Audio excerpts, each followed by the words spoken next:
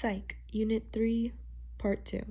Hearing, audition, biological process by which our ears process sound waves. What are sound waves? They are vibration of molecules that travel through the air. They move much more slowly than light waves.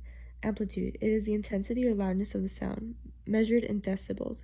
Pitch, the wavelength affects the note of the sound. Frequency, number of wavelength cycles in a unit of time, determines whether sound and pitch is perceivable. Anatomy of the ear.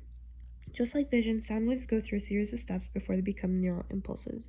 So the pinna is the outer ear. It catches sound waves and directs them into the ear canal or auditory canal. Eardrum or tympanic membrane. Waves cause this to vibrate. The vibrations then continue to the middle ear. The middle ear.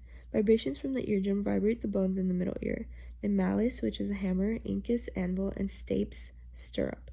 These bones concentrate the vibrations on the cochella's oval window.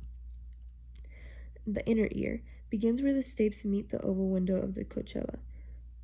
And then we have the semicircular canals, which is fluid-filled tubes in your ear that help you maintain your balance. When you move your head, it goes around, and the tiny hairs that line each canal. And then these hairs translate the movement of the liquid into neural messages. So theories of sound and hearing. The place theory. High and lower tones excite specific areas of the cochlear, with each location responding differently to different pitches. Frequency theory. As pitch rises or lowers, the entire basilar membrane of the cochlear vibrates at that frequency. Smell. The olfactory sense. Olfaction begins with receptors in the upper nasal cavity, which is referred to as the mucous membrane.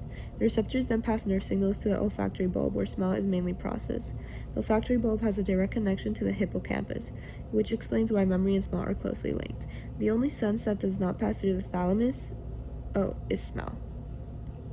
Taste. It is the gustatory sense. Gustation begins on your papillae, taste receptors on your tongue. Papillae then send neural signals through the thalamus to the parietal lobe to be processed.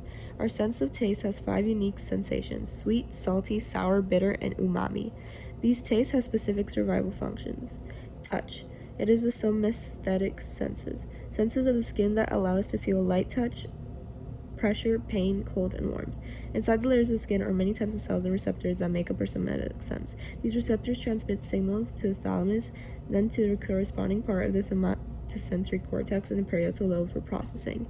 Balance and movement. Our vestibular system helps us with our sense of balance along with our cerebellum.